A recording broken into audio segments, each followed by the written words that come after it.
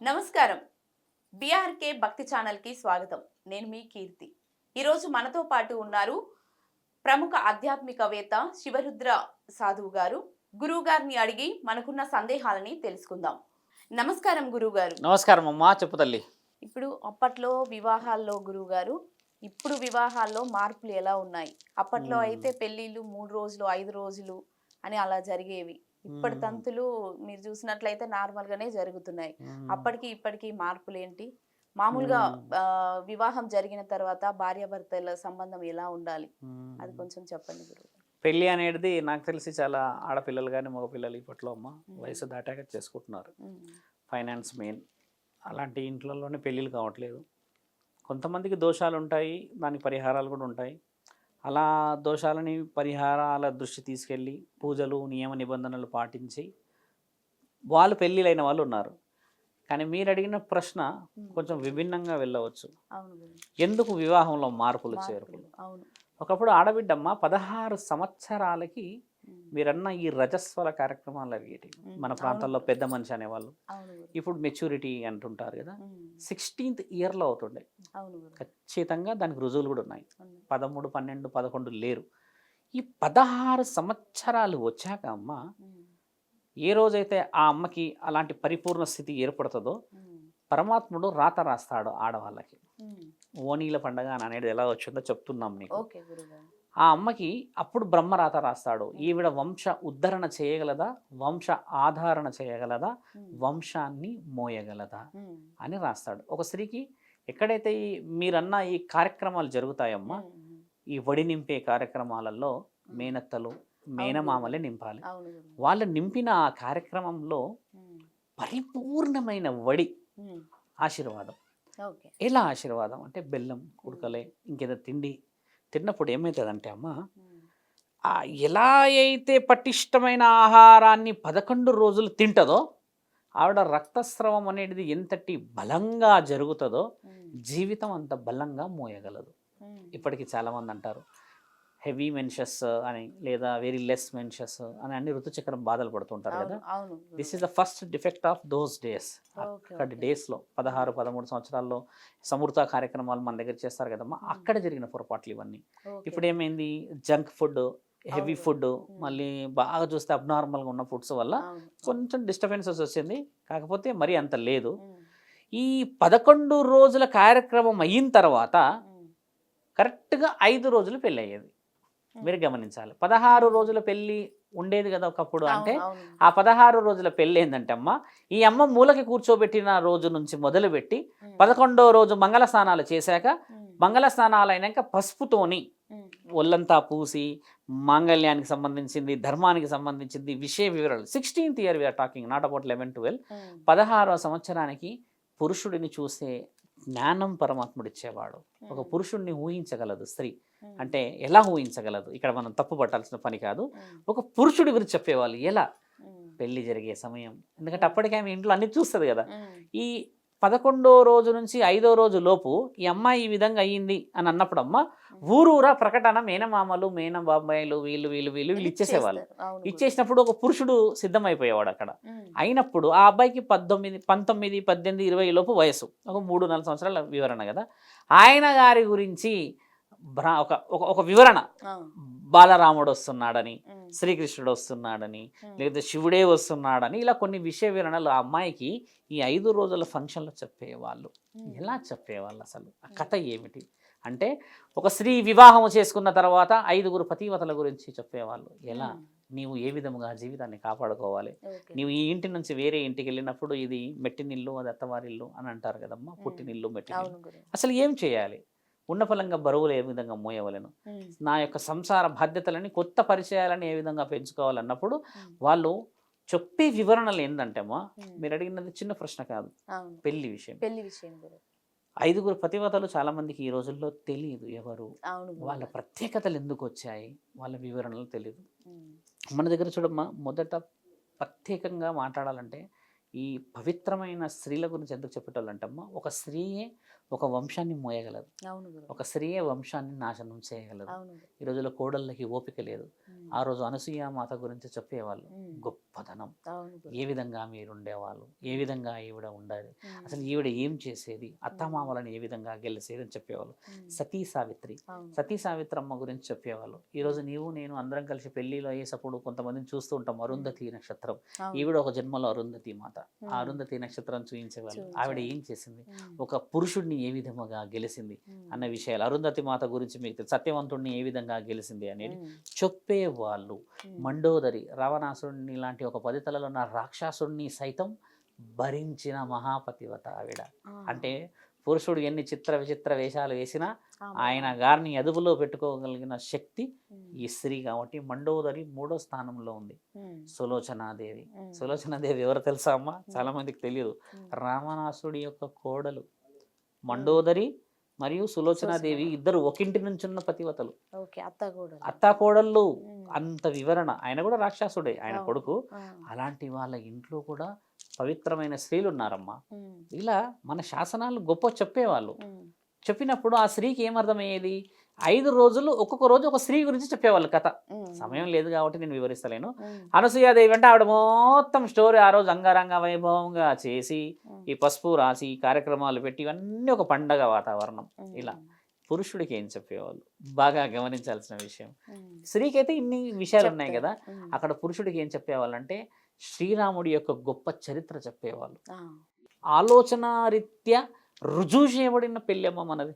ఆ, ఇక్కడ ఆ, ఫొటోస్, వాట్సాప్ గ్రీటింగ్స్ అవును. అండ్ దాంట్లోనే end of the story send offs. అవును. అలా ఉన్న ఆ ప్రక్రియకి 16వ రోజు వాళ్ళు చేసిన ఆ పెళ్ళిలో ఉమ్, ముఖ్యంగా ఒకరినొకళ్ళు మనస్సాక్షులు కలిసేటి. అక్కడ ఉమ్, మనస్సాక్షులు కలిసినప్పుడు ఏమవుతుందంటే అమ్మ, ఒకరి దగ్గర ఇద్దరి మధ్యలో దాపరికాలు ఉండవు. ఉమ్, ఇప్పుడు ఈ సంసారంలో దాపరికాలు ఎక్కువయ్యాయి. ఉమ్, నీవేంది నేనేంది కొట్టేస్తున్నారు, తిట్టేస్తున్నారు, ఇన్ని అవును. వర్షన్స్ ఉన్నాయి మన దగ్గర. ఓకే, సొసైటీలో కొంతమంది బాగున్నా, అదే. కొంతమంది వేరే విధంగా ఉన్నా అమ్మ, మొత్తానికైతే శాస్త్రం కాపాడబడాలి. అవును. ఈ అవును. పెళ్లి 16 రోజులు జరగడానికి గల ముఖ్యమైన కారణం ఆ అమ్మాయి 11వ రోజు ప్లస్ 5 రోజులు ఆ. ఈ కార్యక్రమమే. ఈ రోజు ఏం జరుగుతుందో తెలుసా అమ్మ, పెళ్లిలో ఉమ్, హల్దీ అని ఏదో ఇంకేదో ఫంక్షన్ పెట్టేసి హల్దీ ఫంక్షన్. మొదటనే స్త్రీని సగం చూయించేసేస్తున్నారు. ఉమ్, పసుపు రాసి నీళ్లు పోసేసి ఒక స్త్రీ మీద ఏంటంటమ్మా, ఇప్పుడు నేనైనా సరే ఇప్పుడు ఇలా కట్టుకొని ఉన్నాను కాషాయం కదా, ఉమ్, నాకు నీళ్లు పోసేస్తే కొంచెం దగ్గర కనబడతాను నేను. అవును. అవును. అలాంటిది ఒక స్త్రీకి ఆ పసుపు రంగే కడతారు ఇంకా మహానుభావులు మనోళ్ళు, అది ఉన్నది ఇంకా అవును. పసుపు కట్టేసి రంగు. పువ్వుల్లో కూర్చోబెట్టేసి నీళ్ళు పెట్టేస్తే కెమెరా కొద్దిగా వచ్చినప్పుడు ఆ స్త్రీని పురుషుడు చూడాల్సిన ఏకాంత సమయం.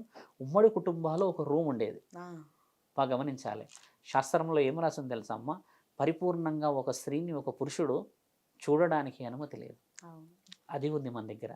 ఎలా గురువు గారు, మరి భార్యనే చూడవచ్చు కదా, ఉమ్, భర్తని భార్య చూడవచ్చు అంటే అక్కడ చూడడానికి అమ్మ ఉమ్, వెలుగే లేదు. అవును. అసలైన వెలుగు ఈవిడ నా స్థితి, ఈవిడ నా గతి, ఈవిడ నా మనస్సు, నేను ఆవిడ శరీరం, ఉమ్, మా ఇద్దరి మధ్యల నుంచి వచ్చింది ఒక ఆవిర్భావం. ఉమ్, అదే వంశోద్ధారకుడో లేకపోతే వంశంలో ఉన్న స్త్రీలో మహాలక్ష్మి పుట్టడం అనేది ఉమ్, ఏకాంతంగా వాళ్ళు కలుసుకున్న అత్యంత అమూల్యమైన సమయం. ఈ సంధ్యా సమయం దాటిన తర్వాత చీకటి, అవును. వెన్నెల మాత్రమే వెలుగు. అవును. అలాంటి వెలుగులో కుటుంబాలు ఈ రోజు మనందరం ఉండగలిగినాం. మన తాతలు ముత్తాతలు అలాంటి జీవితం చూశారు కదా. ఉమ్, ఈ రోజు ఏమైపోయిందంటే అమ్మ, ఎప్పుడైతే ఒక స్త్రీని ఒక పురుషుడు, ఒక పురుషుడిని ఒక స్త్రీ చూడగలుగుతుందో um, expectations is very high. Um, person, మనం ఇంగ్లీష్లో ఒక వర్డ్ ఉంది, ఒక పురుషుడు స్త్రీ గురించి ఎలా ఆలోచిస్తారంటే అమ్మ, ఉమ్, పురుషుడు శారీరకమైన ఆలోచన ముందుకు పోయినప్పుడు ఉమ్, ఆయన ఫీల్ అవుతాడు. ఉమ్, బాగా గమనించాలి. ఫీల్ అంటే తెలిసిందే కదా, ఉమ్, అంటే గిచ్చినప్పుడు లేకపోతే చేసినప్పుడు అవుతారు కదా. ఉమ్, ఒకవేళ అదే విషయం స్త్రీ దగ్గరికి వెళ్తే శారీరకమైన సంభోగాన్ని వచ్చినప్పుడు ఆవిడ సెన్స్ అవుతుంది. సెన్స్ అంటే ఏంటంటే అమ్మ, అనుభవిస్తుంది. ఉమ్, అంటే కళ్ళు మూసుకొని ఉంటుంది. ఉమ్, పురుషుడు కళ్ళు తెరిచి చూడడం చేత ఉమ్, ఈవిడ ఏ విధముగా ఉంటే ఇంకో ఆవిడ ఏ విధముగా ఉంటుందన్న మార్గము ఈ వెలుగు వల్ల వచ్చింది. ఇదే ఓకే. శాసనం, ఇదే మన దగ్గర ఉన్న గ్రంథం, రుజువు చేయబడిన మహాగ్రంథం. కలియుగంలో తెలుసుకోవాల్సింది ఇదే. The um, person in Calcutta కానీ wherever that incidents was happen, ఏమన్నారంటే నేను ఇమాజిన్ చేసుకోగలిగాను ఆవిడని, ఉమ్, ఈ 3-4 సంవత్సరాల అమ్మాయి పైన, ఈ ఉమ్, 8 సంవత్సరాల అమ్మాయి పైన అరాచకాలు నేను జరగడానికి. ఇమాజిన్ చేసుకోగలిగాను. ఈ బికినీ కానీ, ఈ అర్ధనగ్నం కానీ, ఉమ్, ఈ యొక్క ఈవిడ గారు చూపించిన అందచందాలు కానీ ఉమ్, నేను ఇమాజిన్ చేస్తూ మద్యం తాగాను. ఆ మద్యం నా మైండ్లో రుజువై ఇక్కడ రుజువు చేయగలిగింది. It was proven document. మన ఇద్దరం మాట్లాడుకోవట్లేదు. ఉమ్, ఇలా మన శాస్త్రం 100 సంవత్సరాల క్రితం కలయిక ఏకాంతంగా జరగాలి. ఆ సమయం రాత్రి అని రాయడానికి గల ముఖ్యమైన కారణం. ఉమ్, పెళ్ళైన వాళ్ళని ఈరోజు ఎల్లోరా శిల్పాలకు, అజంతా శిల్పాలకు తీసుకెళ్తున్నామా? Everything we're finding in mobiles.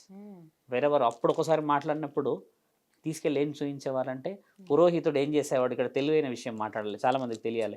అందరూ వెళ్ళేవాళ్ళు, పెళ్ళి అంటే 100 మంది వచ్చేవాళ్ళు. ఇప్పుడు 100 మంది పైన ఉన్నారు, అప్పుడు కూడా అన్న 100 మంది కుటుంబాలే అన్న. వాళ్ళు వచ్చినప్పుడు నూతన వధూవరులు ఎక్కడున్నారు అని పంతులు గారు తెలివిగా అడిగేవాడు. ఎందుకంటే ఆయనకు తెలుసు కదా వీళ్ళకి ఏం నేర్పియాలో. అన్నప్పుడు ఈయన గారు అంటే మీరంతా వెళ్ళి గుడిని అంతా బలంగా చూసేసి రండి, మేము ఈలోపు పూజలు చేస్తామని అంటే వీళ్ళిద్దరే వెళ్ళేవాళ్ళు. గమనించాలి, అక్కడ ఏం చూస్తాడు అక్కడ అంటే నగ్నంగా ఉన్న శిల్పాలే, ముద్దులు పెట్టుకుంటున్న శిల్పాలు, పట్టుకున్న శిల్పాలు, అల్లుకున్న శిల్పాలే. ఇద్దరికి మురిపాలు సిగ్గులు అక్కడ మొదలవుతుండే తల్లి. అలా చూసి తర్వాత వచ్చినప్పుడు అన్యోన్యంగా దేవాలయంలోనే ఎందుకున్నాయి అవి, పవిత్రమైన మీ ఇద్దరు పవిత్రముగా ఉండాలి, మీ ఇద్దరి వల్ల కుటుంబాలు బాగుపడాలి, వంశాలు ఉద్ధరణ చెందాలి, కాబట్టి మీ ఇద్దరి విలువ చాలా విలువైనదని ఆయుష్మాన్ భవ అని చెప్పేసి మంగళ వాయిద్యాలు మోయించేవాళ్ళు పెళ్లిలో. ఈరోజు ఇంటి దగ్గర పెళ్లిళ్ళు అయిపోతలేదు, ఫంక్షన్ హాల్లో పెళ్లిళ్ళు అవుతున్నాయి. ఏ పవిత్రత ఇచ్చాము ఆ రోజు? నా గుడిలో, ఈరోజు మన గుడిలో, నా గుడి కాదు మన గుడిలోనే అంత శాస్త్రాన్ని రాసిన మన శాస్త్రవేత్తలు, ఆ జ్ఞాన సంపదలు, ఆ వేద పండితులు అంతా మురుకులా అమ్మ. ఈరోజు మనం ఏం నేర్చుకుంటున్నాం? ఈ పెళ్లికి ఎంత విలువ ఎక్కడ పోయిందని అంటే అక్షరాల మీ నిర్లక్ష్యమే కదా. ఈ అక్షరాల నీవు నీ ఆలోచన చేసావుగా, తెలివి ఎక్కడ పోయింది నీది? ఏ స్త్రీని అవమానపరిచావా నువ్వు? ఆ అబ్బాయిని అవమానపరిచావా? ఈయన ఈ అబ్బాయిని అవమానపరిచాడా అంటే ఎవరినైనా ఎవరు కూడా అవమానపరుచుకోవచ్చు, కొట్టుకోవచ్చు, తిట్టుకోవచ్చు, హక్కు ఉంది. ఏమి హక్కున్నదని నీ గర్భంలో ఉన్న అబ్రబ్రహ్మంలో నుంచి పరమశివుడు ఇచ్చిన ఆ పాశు పతాస్త్రాన్ని అండం పిండం బ్రహ్మాండం నేనే కదరా బిడ్డ అన్నప్పుడు, ఆ బిడ్డని 3 సంవత్సరాలకి నా అమ్మ ఏడి, నా నాన్న ఏడి, నా తల్లి ఏది అని చెప్పినప్పుడు ఆ కోర్టు దగ్గర, ఆ పోలీస్ స్టేషన్ దగ్గర నిలబడ్డ ఆ పిల్లల భవిష్యత్తు తీసుకునే హక్కు ఎవడిచ్చాడు మీ అందరికీ? అంతటి జ్ఞానం లేదా పెళ్లి చేసుకున్నప్పుడు? అంతటి జ్ఞానం లేదా నువ్వు ప్రేమించినప్పుడు? అంతటి జ్ఞానం లేదా నువ్వు ఆవిడతో నగ్నంగా పడుకున్నప్పుడు? మరి ఆ బిడ్డల భవిష్యత్తు ఎందుకు ఆలోచిస్తలేరమ్మా? పెళ్లిలో పంతులు చెప్తలేరు, పురోహితులు చెప్తలేరు, శాస్త్రాలు చెప్తలేరు, జ్ఞానాలు చెప్తలేరు. ఎవడు చెప్పినా వినకపోతే మరి నీకు ఎవడు చెప్పాలి? ఆ పిల్లలను చూస్తే బాధ అనిపించదా? ఆ పిల్లలను చూస్తే ఏడుపు రాదా మీ అందరికీ? వాళ్ళకి ఏం నేర్పించాలి మనం? అది కదమ్మా నా శాస్త్రం చెప్పుతుంది. ఇది దైవాధీనంతో జరిగేది పెళ్ళి. పెళ్ళిళ్ళు అనేది ఇక్కడ జరుగుతలేవు నాయన, పెళ్ళిళ్ళు అక్కడ జరుగుతాయి. ఆత్మల బంధము, ఆత్మబంధమే మానవ శరీరము, వాటిని పుట్టించిందే అబ్రబ్రహ్మలోకము, ఆయనే పరమశివుడు. 3 కన్నులు వేసుకొని ముచ్చటగా చూస్తున్నాడే, మరి ఏమి నేర్పిస్తున్నాడు ఆ జగదేక వీరుడు? మీరు ఏం నేర్చుకుంటున్నారంటే ఆడపిల్లల్ని రోడ్డుకు లాగుతున్నామా? చిన్నపిల్లల్ని నాన్నెవరో అమ్మ ఎవరో తెలియని పరిస్థితి తెచ్చామా? ఏ జాతి అమ్మా? ఏ మానవ జాతి? ఏం నేర్చుకోవాలి చెప్పు? పెళ్ళిళ్ళు అవుతున్నాయి ఇక్కడ, మనసులు కలుస్తలేవు. మనసులు కలవాలి. అదే కదా తల్లి ఆ రోజు 16 పెళ్ళిళ్ళు, 16 రోజుల పెళ్ళిళ్ళు ఏమయ్యేది? అలనాటి బాల రామచంద్రుడు అని పాటలు పాడి తీసుకొస్తున్న నిజంగా ముచ్చటైన జంట ఎంత ముచ్చటగా ఉంది. ఈ రోజు లేరా మన అమ్మ, మన నాన్నలు, మన తాత ముత్తాతలు ఉన్నారు తల్లి. ఆ పండు ముసలి నోట్ల పండ్లు లేని ఆమె దగ్గర పోయి కూర్చొని ముసి ముద్దులాటలు ఆడుకుంటారు వాళ్ళు. ఎంత ఆ ప్రేమకి ఏ విలువ ఉంది? ఈరోజు శరీరంలో అన్ని చలనాలు ఉన్నా అసలైన చలనం లేదు. మనసు లేని పెళ్ళి ఎప్పటికీ పెళ్ళి కాదు తల్లి. మీరు అన్న ప్రశ్న చిన్నది కాదు, కొంచెం డీప్గా వెళ్ళాల్సిన పని. నేర్చుకోవాల్సింది శాస్త్రం కాదు, నేర్చుకోవాల్సింది శాస్త్రీయత కాదు, నేర్చుకోవాల్సింది అంతఃకరణ శుద్ధి. నీ మనసును నీవు గెలవలేనిది ఎవరిని గెలుస్తావమ్మా? గుర్రాన్ని లాక్కొస్తాం మనం, దాహంగా నీళ్ళు తాగించగలమా? ఈరోజు అదే జరుగుతుంది. మారాలి సమాజం అంటే ఇంకెన్నో చేయాలమ్మా, ఇంకెన్ని చూడాలో. ఇప్పుడే మొదలైంది. ధర్మం కాపాడబడాలి, సాధువులకి గౌరవం ఇవ్వాలి, పురోహితులకు గౌరవం ఇవ్వాలి. పురోహితుడు మంత్రాలు కూటి కోసం చదువుతాడు తల్లి, అలాంటి వాడికైనా మనం చల్లుతున్నాం అదేదో ఆనందానికి. పాపం ఎంత మనసు బాధపడుతుంది. ఆయన ఆకలి కోసం వచ్చాడుగా, నీ ఆకలి కోసం నీ జీవితం ఉందిగా.